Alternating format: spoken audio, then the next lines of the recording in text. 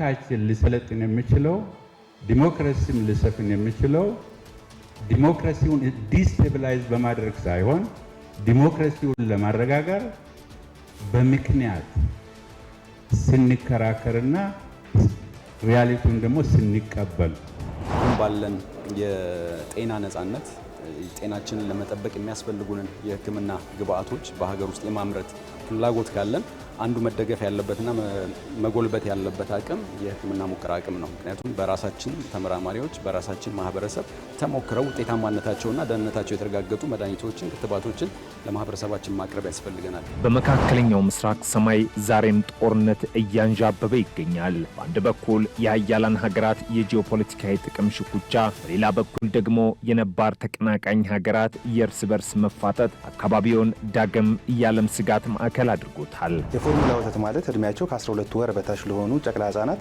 በፋብሪካ ውስጥ በጥንቃቄና በንጽህና ከላም ወተት ወይም ደግሞ ከአኩሪ አተር የሚሰሩ የእናትን ወተት የሚተኩ ወይም ደግሞ የሚመስሉ የወተት አይነቶች ናቸው። እነዚህ የወተት አይነቶች ከእናት ወተት ማግኘት በማይቻልበት ወቅት የእናትን ወተት ቀይሮ ይሰራሉ ማለት ነው። ሰላም ጤና ይስጥልን ውድ ተመልካቾቻችን እንዴት አላችሁ? ከሀገሬ ቴሌቪዥን የሰዓቱን መረጃዎችን አቅርበናል። ሙሴ ከበደ ነኝ። እስከ ፍጻሜው አብራችሁን ቆዩም። በቀዳሚነት ወደ ተመለከትነው ርዕሰ ጉዳይ አልፋለሁ። በመጪው ሰኞ ግንቦት 24 በሚካሄደው ሀገር አቀፍ ምርጫና ከምርጫው ማግስት ሊለመዱ የሚገባቸው የዲሞክራሲ ባህሎች ላይ ትኩረት ያደረገ የወጣቶች የጋራ መድረክ በአዲስ አበባ ከተማ ተካሂዷል። በመድረኩም ወጣቶች በፖለቲካውና ከምርጫው በኋላ ባለው ጊዜያት ውስጥ ሊኖረው የሚገባቸው ተሳትፎ ላይ ያተኮረ ውይይት ተደርጓል። ደምሰው ሽፈራው ከቀናት በኋላ የሚደረገውን አገር አቀፍ ምርጫ ታሳቢ ባደረገ መልኩ ከምርጫ በኋላ ሊከሰቱ ይችላሉ ተብለው የሚጠበቁ ቀውሶችን ለማስቀረት ያለመ የወጣቶች የጋራ መድረክ በአዲስ አበባ ተካሂዷል።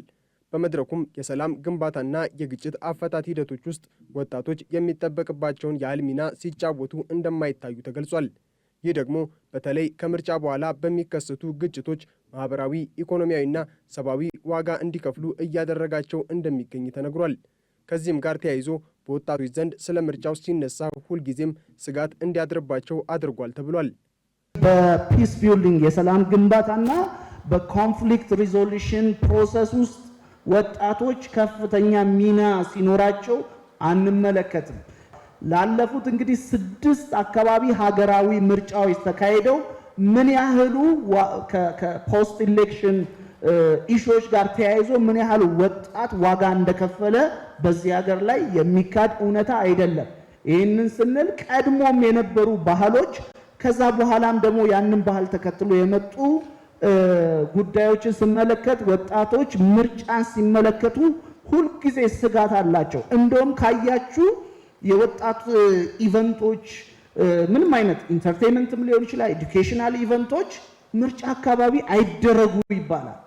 ይሁን እንጂ በመድረኩ ላይ ንግግር ያደረጉት የታሪክ ተመራማሪው ዶክተር ኢብራሂም ሙሉሸዋ በበኩላቸው በኢትዮጵያ ውስጥ የወጣቶች ፖለቲካዊ ተሳትፎ አነስተኛ ነው በሚለው ሐሳብ እንደማይስማሙ ገልጸዋል። ነገር ግን ተሳትፏቸው ፖለቲከኞችን ወደ ስልጣን በማውጣት ላይ ብቻ የተወሰነ እንደሆነ ከምርጫ በኋላ በሚደረጉ ተግባራት ላይ በሚጠበቀው ልክ በንቃት እንደማይሳተፉ ተነግሯል። ስፔሻሊ ከ1940ዎቹ የተማሪዎች ዓመት ጀምሮ ኢትዮጵያ የወጣት ተሳትፎ ችግር የለባትም። ችግሩ ምንድነው? ወጣቶቹን የቱ ጋር ነው የምናሳትፋቸው? ወጣቶቹን የምናሳትፋቸው ለእኛ ሳክሪፋይስ እንዲሆኑ አይደለም። እኛ ወጣቶቹን እንደ ምንድነው የሚባለው ማገዶ አለ አይደል? ማገዶ ወጥ ያበስልና ራሱ ምን ይሆናል? ይጠፋል። እንጨቱን እንፈልገዋለን እንደ ከነደደ በኋላ አንፈልገውም። እናነድበትና ምን እናደርገዋለን? አመድ ነው ይጣላል። ወጣቶች ማገዶ ከመሆን መሪ መሆን አለባቸው። በመፍትሄነት ከቀረቡት ምክር ሀሳቦች መካከል በወጣቶች መካከል ምክንያታዊ የሆነ የውይይት ባህልን ማዳበር አንዱ ነው። የጠቅላይ ሚኒስትሩ የወጣቶችና ስፖርት አማካሪ ሚኒስትር የሆኑት አቶ ቀጀላ መርዳሳ ባስተላለፉት መልእክት ጠንካራ የዲሞክራሲ ስርዓት የሚገነባው ያለውን በማፍረስ ሳይሆን በመነጋገር ነው ብለዋል። ፖለቲካችን ሊሰለጥን የሚችለው ዲሞክራሲም ሊሰፍን የሚችለው ዲሞክራሲውን ዲስቴብላይዝ በማድረግ ሳይሆን ዲሞክራሲውን ለማረጋጋት በምክንያት ስንከራከርና ሪያሊቲውን ደግሞ ስንቀበል እና ስንተማመን ፖለቲካው የተረጋጋ ሊሆን ይችላል። ሌላው ደግሞ ወጣቶች ዋጋ የሚከፍሉባቸውን ጉዳዮች ለምን ብለው መጠየቅ እንዳለባቸው ዶክተር ኢብራሂም ያስረዳሉ። ወጣቶች በኢትዮጵያ ታሪክ ውስጥ የሌላውን ፍላጎት ከራሳቸው በማስቀደማቸው ምክንያት ሁልጊዜም ሰለባ ሲሆኑ መቆየታቸውን በመግለጽ በተወሰነ መልኩ ራሳቸውንም ማስቀደም እንደሚገባቸው ጠቁመዋል። ወጣቶቻችን በኢትዮጵያ ታሪክ ውስጥ ሰልፍለስ ስለሆኑ ተጎድተዋል። ራሳቸውን ከሌላው ስለሚያስቀድሙ፣ ሌላው ከራሳቸው ስለሚያስቀድሙ። ስለዚህ ዛሬ ያለን ፖለቲከኞችም ወጣቶችን ኢንስትሩመንታል አድርገን ከመጠቀም ወጣቶችም ደግሞ ኢንስትሩመንት ከመሆን መገልገያ ከመሆን ከታሪክ የምንማረው ነገር ነው። በዚህ በኩል የፖለቲከኞች ድርሻ ከፍተኛ እንደሆነ ይታወቃል። በተለይም ደግሞ ምርጫው ከተጠናቀቀ በኋላ የሚያሰሟቸው የተጭበርብረናል ተቃውሞዎች የዲሞክራሲን ጉዞ ከማደብዘዝ ያለፈ ጥቅም እንደማይኖረው አቶ ቀጀላ አሳስበዋል። ምርጫ ካለፈ በኋላ ምርጫውን ለማበላሸት መሞከር ማለት ዲሞክራሲው ማደብዘዝ ነው። ዲስቴብላይዝ ማድረግ ወደዛ ስለሚሄድ የተጀመረውን ሂደት ይዞ አንድን ነገር ይዞ ወደሚቀጥለው መሻገር እንጂ እንዳለፉት ዓመታት የያዙትን ነገር አራግፎ አንድ ሰው ሄዶ ማሳ ላይ የሆነ ዘርዘርቶ ሰብሉ አነሰኝ 2-3 ኩንታል ብቻ ሆነች 10 መሆን ነበረበት 20 መሆን ነበረበት ብሎ ያችን 3-4ቷን ውሃ ውስጥ አይጨምረው ወይ ደግሞ አይደፋውም። እሱን ይዞ ወደሚቀጥለው መሻገር ተገቢ ነው። የመድረኩ ዋና ዓላማ በኢትዮጵያ አዲስ የዲሞክራሲ ባህልን ማጠናከር፣ የምርጫ ውጤትን በጸጋ መቀበል፣ አሸናፊውን እንኳን ደስ አለ የመባባል ባህልን ማሳደግ፣ ከምርጫ በኋላ የሰላም የመደማመጥና የሀገራዊ አንድነት መንፈስ እንዲጠናከር ማድረግ እንደሆነ በመድረኩ ተገልጿል። ኢትዮጵያ የተለያዩ ክትባቶችና መድኃኒቶችን ለማምረት ጥረት እያደረገች ትገኛለች። ይህ ጥረት በተለያዩ የምርምር ማዕከላት በተናጠል ሲከናወን ቆይቷል። ይሁን እንጂ የተናጠል የምርምር ሂደቱ አዋጭ አለመሆኑን በመገንዘብም በአጠቃላይ ሀገሪቱ ውስጥ የሚገኙ የምርምር ማዕከላት የሕክምና ሙከራ ትስስር በመፍጠር ለጤናው ዘርፍ እድገት ሚና እየተጫወቱ መሆኑ ሰምቷል። በዚህም ለሁለተኛ ጊዜ የሕክምና ሙከራ ጉባኤ ተደርጓል። ምረት ደግፍ ዓለም አቀፉ የሕክምና ሙከራ ጉባኤ ሳምንት መጠናቀቁ ተገለጸ። ጉባኤው በኢትዮጵያ የሕክምና ምርምርና የጤና ዘርፍ እድገት ወሳኝ ሚና እንደሚጫወት የገለጸው አዘጋጁ የአርማውራ ሃንሰን የምርምር ኢንስቲትዩት ኢትዮጵያን ጨምሮ ሌሎች የአፍሪካ ሀገራት ለዘመናት ራሳቸውን ባልቻሉበት የጤናው ዘርፍ እንደዚህ ያሉ የሕክምና ሙከራ ጉባኤዎች መደረጋቸው አበረታች ነው ተብሏል። በተለይም ኢትዮጵያ ክትባቶችንና መድኃኒቶችን ለማምረት እያደረገችው ባለው ጥረት ውስጥ ይህ የሕክምና ሙከራ ስርዓት መዘርጋቱ ምርምሮችን ፍሬያማ ያደርጋቸዋል ሲሉ በኢንስቲትዩቱ የሕክምና ሙከራ ክፍል ዋና አስተባባሪ ተናግረዋል። እንግዲህ ዛሬ በስፋት በኢትዮጵያም በስፋትም በሌሎች የአፍሪካ ሀገሮች የምንጠቀምባቸው መድኃኒቶች ሌላ ቦታ የተገኙና የተፈበረኩ ናቸው። ነገር ግን እንደ ሀገር መድኃኒቶችን በራሳችን ማምረት ያስፈልገናል። ማምረት ብቻ አይደለም፣ አክቹዋሊ እንደ በለጸገ ሀገር እና እንደ ስልጡን ማህበረሰብ የራስን መድኃኒት ደግሞ ማዘጋጀት ትራዲሽናሊ ወይም በተለምዶ የባህል ሕክምና የምንለው በእርግጥ ለሕክምና እውቀት አዲስ አይደለንም። ያንን ግን አደራጅቶ በሳይንሳዊ መልኩ ደግፎ ወደ እውቀት ማምጣትና ወደ ምርት ማምጣት ላይ ግን ወደ ኋላ ቀርተናል። ስለዚህ አሁን ባለን የጤና ነጻነት ጤናችንን ለመጠበቅ የሚያስፈልጉንን የሕክምና ግብአቶች በሀገር ውስጥ የማምረት ፍላጎት ካለን አንዱ መደገፍ ያለበትና መጎልበት ያለበት አቅም የሕክምና ሙከራ አቅም ነው። ምክንያቱም በራሳችን ተመራማሪዎች በራሳችን ማህበረሰብ ተሞክረው ውጤታማነታቸውና ደህንነታቸው የተረጋገጡ መድኃኒቶችን፣ ክትባቶችን ለማህበረሰባችን ማቅረብ ያስፈልገናል። ያንን ከማድረግ አንጻር የሕክምና ሙከራን ማጎልበትና አቅም መገንባት እንዲሁም ማስፋፋት በማህበረሰባችን ዘንድ ግንዛቤ መፍጠር በጣም ወሳኝ ነው ማለት ነው። ኢትዮጵያ በተለይም ከኮቪድ-19 ወረርሽኝ ወዲህ በጤናው ዘርፍ እያስመዘገበችው ያለው ውጤት የዚሁ የምርምር አካል መሆኑንም ኢንስቲትዩቱ አክሏል። ምንም እንኳን በሀገሪቱ በሚገኙ የምርምር ማዕከላት የተለያዩ የምርምር ስራዎች ያከናውኑ እንጂ እንደ ሀገር ራሱን የቻለ የጋራ የምርምር ማዕከል አለመኖርና ሌሎችም ተግዳሮቶች በዘርፉ መስተዋላቸው ተገልጿል። ኢትዮጵያ ላይ ክሊኒካል ትራያል ለምንድን አልዳበረም ብለን ስንወስድ አናላይዝ ያደረግነው ይህንን ኢትዮጵያ ላይ የሚሰሩ ክሊኒካል ትራያሎቹ የሚያስተባብር፣ የሚያቀናጅ፣ የሚያስተሳስር እንደ ተቋምም አልነበረም። እስከዛሬ ስላልነበረ በማህበረሰባችን ላይ ልንፈርድ አንችልም። አላስተማርነውም፣ አላስገነዘብነውም። ሌላው ቀርቶ እንኳን እንደ ማህበረሰብ ሳይሆን በጤና ሲስተማችን ላይ ሕክምና ትምህርት ቤት ላይ ጤና ትምህርት ቤቶች ላይ ክሊኒካል ትራያል ከቃላት በስተቀር ማንም ጠልቆ የሚያስተምረውን ያስተማረን ነገር የለም። ስለዚህ ከዛ ጋር ተያይዞ ምናለ ዝቅተኛ የሆነ ግንዛቤ አለ። ላለፉት 3 ቀናት አብሮነት ለተሻለ ሕክምና ሙከራ ምርምር በሚል መሪ ቃል ሲካሄድ የቆየው ጉባኤው ለኢትዮጵያም ሆነ ለአፍሪካ ተስፋ ሰጪ ምክር ሀሳቦች እንደተገኙበትም ተነግሯል። ጤናው ዘርፍ እንደ ማንኛውም የአፍሪካ ሀገር ብዙ የጤና ችግሮች አሉብን። እነኚህን ችግሮች ግን በራሳችን ተመራማሪዎች በራሳችን ተቋማት ተነሳሽነት መልስ ማግኘት አለባቸው የሚል ነው አንዱ ሪዞሉሽን ወይንም አቋም የያዝንበት። ስለዚህ ይህን ከማድረግ አንጻር ዝግጁነቱን ማጠናከር ላሉት ለምናውቃቸው በሽታዎች ብቻ ሳይሆን እንደምታውቁት ያ ኮቪድ፣ አሁን ደግሞ ማርበርግ፣ አሁን ኢቦላም እንደዚሁ በሌሎች አፍሪካ ሀገሮች በተመሳሳይ እየመጣ ነው። ስለዚህ ላልጠበቅናቸውም መዘጋጀት ያስፈልጋል። ስለዚህ ለዛ የሚሆን እንዲህ አይነት መድረኮችን ማስፋት እና አጠናክሮ ማቀጠል አስፈላጊ ነው። ስለዚህ ተቋማት፣ ሁሉም የሚመለከታቸው ባለድርሻ አካላት በጋራ መስራት አለባቸው ነው። እንግዲህ የምናስበው ለሚቀጥሉት 5 ዓመት ላይ በጣም ጥሩ ሴንተሮች በየአካዳሚው በየዩኒቨርሲቲ ላይ ጥሩ የክሊኒካል ትራያል ሳይቶች ይኖሩናል። ጥሩ ላቦራቶሪዎች ይኖሩናል። የሰው ኃይሉን ቢውልድ እናደርገዋለን። ማህበረሰባችንም በዛው ልክ እውቀቱ ይጨምራል። ሪሶርስ ሞቢላይዝ እናደርጋለን። ይህ የሕክምና ሙከራ ትስስር በሀገሪቱ በሚገኙ የተለያዩ የምርምር ማዕከላትን ያሰባሰበ ሲሆን ከዓለም የጤና ድርጅት ከአፍሪካ ሲዲሲና ሌሎችም ከሚመለከታቸው የዘርፉ ባለድርሻዎች ጋር በመተባበር ሲደረግ የቆየ ነውም ተብሏል። ኢንስቲትዩቱ የጉባኤውን መዝጊያ መርሃ ግብር በዛሬው ዕለት ያከናወነ ሲሆን በምርምር ማዕከሉ አስተዋጽኦ ላደረጉ አንጋፋ ተመራማሪዎች ማበረታቻ ሽልማትም አበርክቷል። ኢራን በኩዌት የሚገኙ የአሜሪካ የጦር ሰፈር ላይ ጥቃት ፈጽማለች። ጥቃቱ አሜሪካ በኢራን የባንደር አባስ አየር ማረፊያ አቅራቢያ ጥቃት መፈጸሟን ተከትሎ የተሰጠ ያጸፋ ምላሽ ስለመሆኑ ተነግሯል። አብዮታዊ ዘቡ በበኩሉ አሜሪካ በድጋሚ ጥቃት የምትፈጽም ከሆነ እጅግ የከፋ ምላሽ ለመስጠት እንደሚገደድ ገልጿል። ዳግም ተገኝ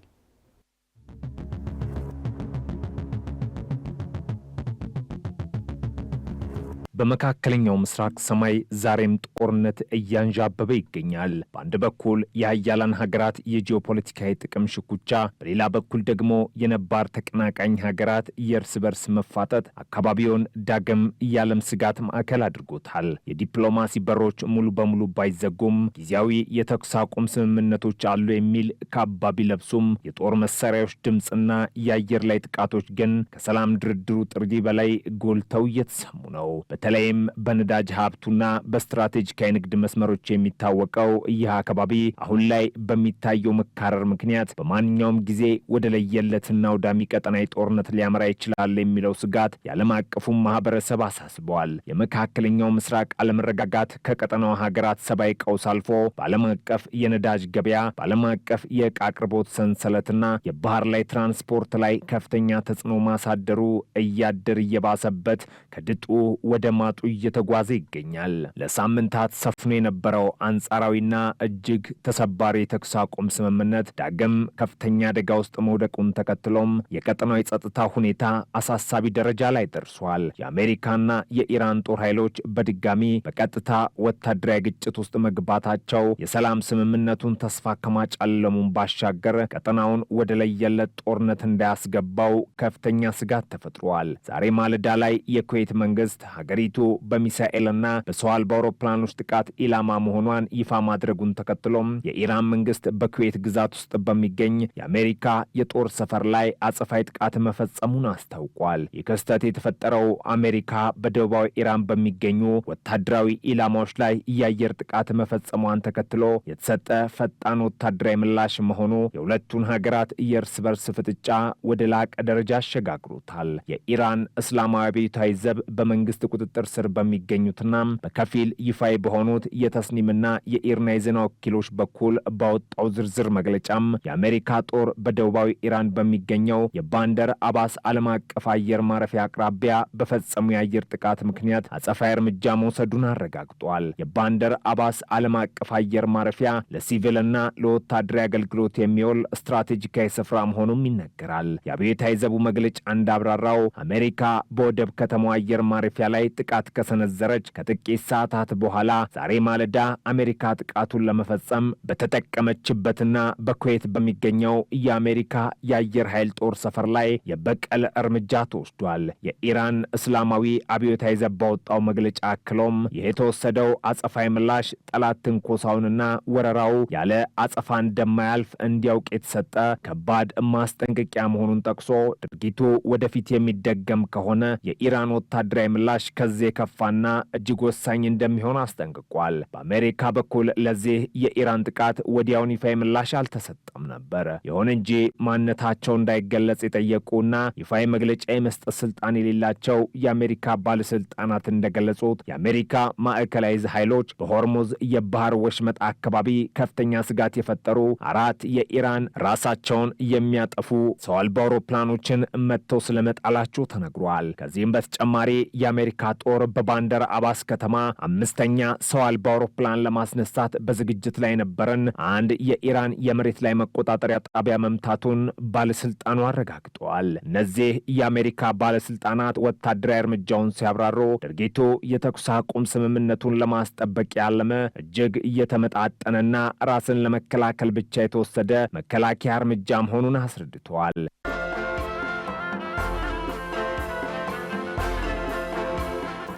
በተከታይነት ወደ አጫጭር መረጃዎቻችን አለፍን። የኢትዮጵያ ሀገራዊ ምክክር ኮሚሽን የምክክር ረቂቅ አጀንዳዎችን ለሲቪክ ተቋማትና ማህበራት አቅርቦ ግብዓት ማሰባሰቡን አስታወቀም።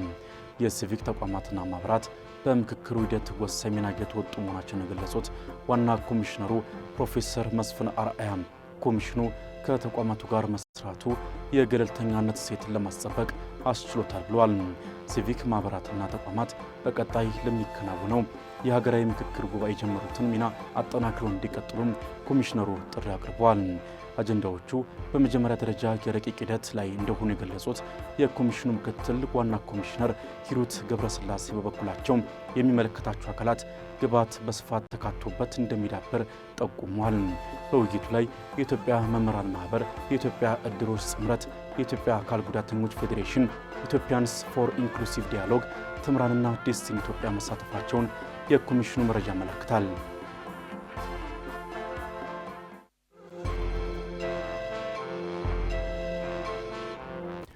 የአፍሪካ ቀን መታሰቢያ ጉባኤ በአፍሪካ የልዕቀት አካዳሚ እየተካሄደ ነው። የውሃ አቅርቦትና የመሠረተ ልማት ግንባታ ጉዳይ ብቻ አይደለም ያሉት የአፍሪካ አመራር ልዕቀት አካዳሚ ምክትል ዳይሬክተር መሰረት ደስታ ናቸው። ጉዳዩ የተቋማትን ቅንጅት የሚጠይቅ ከጊዜ ጥቅሞች ይልቅ ለረጅም ጊዜ ዘላቂ ተጽዕኖ ቅድሚያ የሚሰጡ መሪዎችን የሚሻና ሰዎችን በታማኝነትና በፍትሃዊነት የሚያገለግሉ ስርዓቶች መዘርጋትን የሚጠይቅ ነው ብሏል። ከፖሊሲዎችና ስምምነቶች ባሻገር አፍሪካ ምን ማሳካት እንደምትችል የሚያሳዩ ታላላቅ ተምሳሌቶች አሏት ያሉት ምክትል ዳይሬክተሯ የታላቁ ኢትዮጵያ ህዳሴ ግድብንም በምሳሌነት አንስተዋል። የህዳሴው ግድብ የአንድ ግድብ ግንባታ ብቻ ሳይሆን የትልቅ ምኞት፣ የጽናትና የጋራ እድገት ማረጋገጫ መሆኑንም አሚኮ ዘግቧል።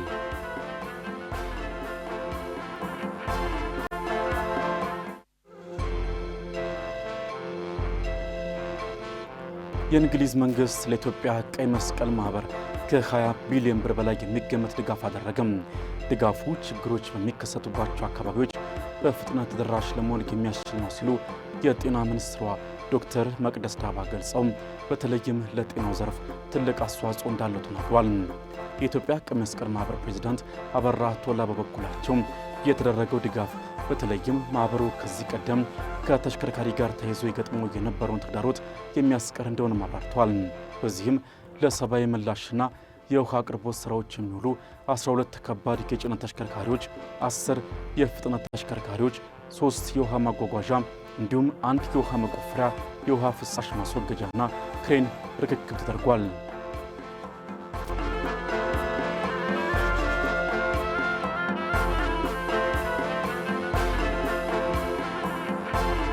ከውጭ በኬንያ በሚገኝ አንድ የመንግስት አዳሪ ትምህርት ቤት ሌሊት ላይ በተነሳ የእሳት አደጋ ቢያንስ 16 ተማሪዎች መሞታቸውን ፖሊስ አስታወቀም።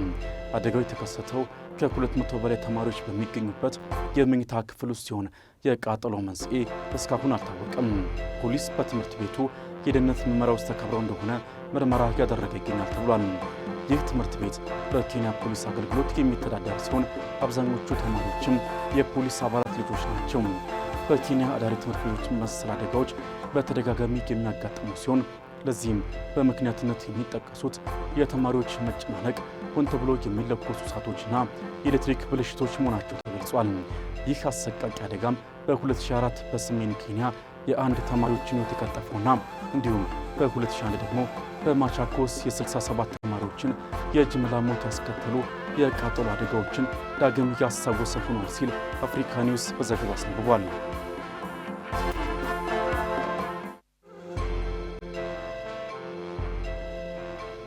በመጨረሻም በአሜሪካ የሚታየው የምግብ እጥረትና የረሃብ ችግር ከኮቪድ-19 ወረርሽኝ ይልቅ የከፋ መሆኑን የኒውዮርክ ፌዴራል ሪዘርቭ ባንክ አስታወቀም። ባንኩ ባደረገው ጥናት መሰረትም 10 በመቶ የሚሆኑ ቤተሰቦች በቂ ምግብ እንደማያገኙ አሊያም ልጆቻቸው ምግብ እንደሚዘሉ የገለጹ ሲሆን ይህም በ2020 ከነበረው 4 በመቶ በከፍተኛ ሁኔታ የጨመረ ነው ተብሏል። በተጨማሪም ከ33 በመቶ በላይ የሚሆኑት ለዕለት ጉርሳቸው ከቁጠባ ሂሳባቸው እንደሚጠቀሙ ተናግሯል።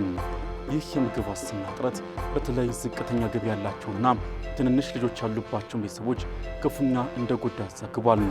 በኢራን ጦርነት ምክንያት የሸቀጦች ዋጋ መናር ሁኔታውን ይበልጥ አባባሰው ሲሆን ሸማቾች ስለ ወደፊት የፋይናንስ ሁኔታቸው ያላቸው ተስፋም በታላቁ የኢኮኖሚ ቀውስ ውስጥ ወደ ነበረበት ዝቅተኛ ደረጃ መውረዱ ተመልክቷል ሲል ኮሪያ ታይምስ ዘግቧል።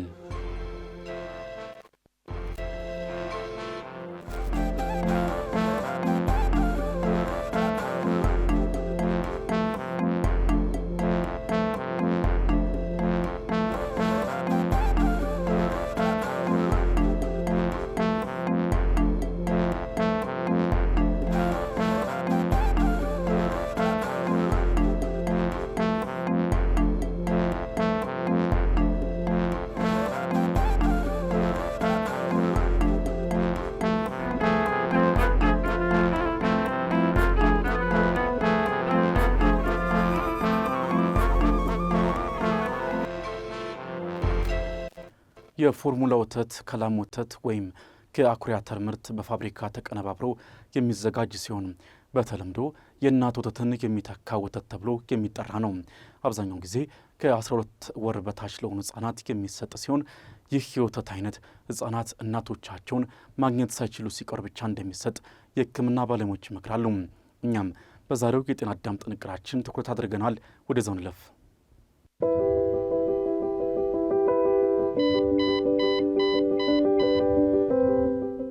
ሰላም የጤና አዳም ፕሮግራም ተከታታዮች፣ በዛሬው ፕሮግራማችን የእናቶችን የጡት ወተት ተክተው ስለሚሰሩ ወይም ደግሞ የፎርሙላ ሚልክ ብለን ስለምንጠራቸው የወተት አይነቶች የተወሰነ መረጃ እናደርሳችሁ። እኔ ዶክተር ትንሳኤ ነኝ። አብራችሁን ቆዩ።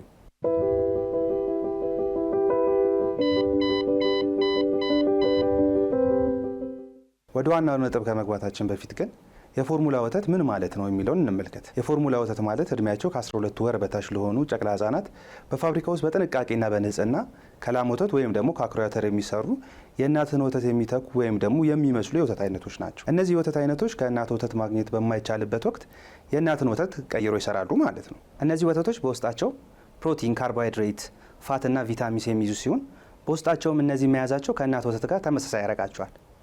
ነገር ግን የፎርሙላ ወተት በውስጡ አንቲቦዲ ወይም ደግሞ ኢሚኖግሎቢን በበቂ ሁኔታ አለመያዛቸው ከእናት ወተቶች ይለያቸዋል። አንቲቦዲ ወይም ደግሞ ኢሚኖግሎቢንስ ደግሞ ህጻናትን ወይም ደግሞ ጨቅላ ህጻናትን ራሳቸውን ከበሽታ የሚከላከሉበት መሳሪያ ነው። ለዛም ነው የእናት ወተትን የሚተካ ነገር የለም የምንለው ማለት ነው። እንግዲህ ከላይ ጠቅለል አድርገን የፎርሙላ ሚልክ ወይም ደግሞ የፎርሙላ ወተት ምን ማለት እንደሆነና በውስጡ ምን አይነት ይዘት እንዳለው ተመልክተናል። አሁን ደግሞ መቼ ነው የፎርሙላ ሚልክ ወይም ደግሞ የፎርሙላ ወተት ማስጀመር ያለብን ወይም ደግሞ ግዴታ የሚሆነው የሚለውን እንመልከት። ከነዚህም ውስጥ በጤና እክል ወይም ደግሞ ተዛማጅ ምክንያቶች፣ ለምሳሌ እናት በበቂ ሁኔታ የወተት መጠን ማምረት ካልቻለችና ሌላ ተጓዳኝ በሽታ ካሉባት፣ ለምሳሌም እንደ HIV እና እንደ TB መጥቀስ እንችላለን ማለት ነው። ህፃኑ ደግሞ የእናት ወተቱን በመጠጣቱ ምክንያት የተለያየ ምልክቶችን ካሳየ፣ ለምሳሌ የሰውነት ቀለም ቢጫ መሆን እና የአለርጂ ምልክቶችን ካሳየ፣ በተጨማሪ ህፃኑ ያለ ጊዜው ከተወለደ ለፎርሙላ ሚልክ እንዲወስድ ይገደዳል ማለት ነው። የጡት ወተት ከመጥባት ጋር ተያይዘው የሚከሰቱ ችግሮችን ደግሞ እንመልከት። ለምሳሌ የጡት ጫፍ መኩሰል፣ የእናት አካላዊና አእምሯዊ አቋም መዋዠቅ፣ በተጨማሪ ህፃኑ ጡት መጥባት በተለያዩ ምክንያት እክል ካጋጠመው፣ እንዲሁም የአኗኗር ዘይቤ ወይም ደግሞ ግለሰባዊ ምርጫዎች። ለምሳሌ አንዳንድ እናቶች በተለያዩ የአኗኗር ዘይቤዎች ምክንያት፣ ለምሳሌ በስራ ምክንያት በሚፈለገው መጠን የጡት ወተት ማጥባት በማይችሉበት ወቅት የፎርሙላ ሚልክ እንዲጠቀሙ ይገደዳሉ ማለት ነው። ለምሳሌ ከላይ የጠቀስናቸው ምክንያቶች ውስጥ ልጆች ወይም ደግሞ እርስዎ አጋጠሙት እንበል። ታዲያ እንዴት ነው ለልጆች ተስማሚውንና ትክክለኛውን የፎርሙላ ወተት መምረጥ ያለብን የሚለውን እንመልከት። የፎርሙላ ወተት ለልጆች ለመምረጥ በምናስብበት ጊዜ ማስተዋል ያለብን 4 ነጥቦችን እንመልከት። አንደኛ፣ የምንፈልገው የፎርሙላ ወተት ከምን እንደተሰራ ማወቅ ነው። ማለትም ከላም ወተት ወይም ደግሞ አኩሪ አተር የሚለውን መለየትና በተለያየ መልኩ ለምሳሌ አለርጂና ያለ ጊዜ ለተወለዱ ጨቅላ ህጻናት የተሰሩ ወተቶች አይነቶችን ለይቶ ማወቅ ያስፈልጋል ማለት ነው። ሁለተኛ፣ የወተቶቹ አቀራረብ ጠንቅቆ ማወቅ ነው። ለምሳሌ በዱቄት መልክ፣ በፈሳሽ መልክና ያለቀላቸው የፎርሙላ ወተቶችን ለይቶ ማወቅ። ይህም ከራሳችን አኗኗርና ውሎ ጋር ለአጠቃቀም ምቹ የሆነውን እንድናውቅ ይረዳናል ማለት ነው። ሶስተኛው ደግሞ የልጆች እድሜና አካላዊ ጤንነትን ግንዛቤ ውስጥ ማስገባት። ለምሳሌ ገና የተወለዱ ልጆች የሚመከረው የወተት አይነት ስቴጅ 1 የሚባለው ሲሆን ከእነሱ ከፍ ላሉት ደግሞ ስቴጅ 2 ነው። በተጨማሪ ግን ልጆች ላይ ቃር፣ የሆድ ድርቀትና የአለርጂ ችግሮች ካለባቸው ለእነዚህ ተስማሚ የሆኑትን የወተት አይነቶች ለይቶ መግዛት ያስፈልጋል ማለት ነው። ከላይ በጠቀስናቸው ነጥቦች መሰረት የፎርሙላ ወተት መረጠን እንበል። ቀጣዩ ጥያቄ የሚሆነው እንዴት አድርገን ነው ለልጆች ጤንነቱ በተጠበቀ መንገድ ማቅረብ ያለብን የሚለው ነው። ለዚህም ቀጣዩ ነጥቦች መመልከት ተገቢ ነው። የፎርሙላ ወተት ከማዘጋጀታችን በፊት ማድረግ ያለብን ጥንቃቄዎች እንመልከት። እጅና የምንገለገልበትን እቃዎች በአግባብና በንጽህና መታጠብ ሲሆን፣ የምንጠቀመውን ዱቄት ወቅቱ ያላለፈው መሆኑን ማረጋገጥና የምንጠቀመው ውሃ ንጹህ መሆኑን ማረጋገጥ፣ ቀጥሎ ማፍላት ነው። ሁለተኛው ደግሞ የውሃን በሚገባ ካፈላን በኋላ የወተት ዱቄት ውሃ ውስጥ ጨምረን በሚገባ በመበጥበጥ ቀጥሎ የተበጠበጠውን ወተት እንዲቀዘቅዝ ማድረግ። ህጻናት በምንመገብበት ጊዜ ማድረግ ያለብን ጥንቃቄዎች፣ የተበጠበጠውን ወተት በ1 ሰዓት ጊዜ ውስጥ ጠቅልለን መዋል አለብን። በተቻለን አቅም የተበጠበጠውን ወተት አለማስተረፍና ልጆችን በምንመገብበት ጊዜ ከወገብ ቀና አድርጎ መያዝ ተገቢ ነው። ህጻናትን ከመገበን በኋላ ማድረግ ያለብን ጥንቃቄዎች፣ ሁልጊዜም ህጻናትን ከመገበን በኋላ እቃዎችን ማጠብና በተለይም እድሜያቸው ከ6 ወር በታች ለሆኑ ቢያንስ በቀን አንዴ በውሃ መቀቀል ተገቢ ነው። እንግዲህ የጤና አዳም ፕሮግራም ተከታታዮች፣ በዛሬው ፕሮግራማችን ስለ ፎርሙላ ወተት አጠር ያለ መረጃ አደረስናችሁ። ከኛ ጋር ስለነበራችሁ እናመሰግናለን። ቸር ይቆዩን።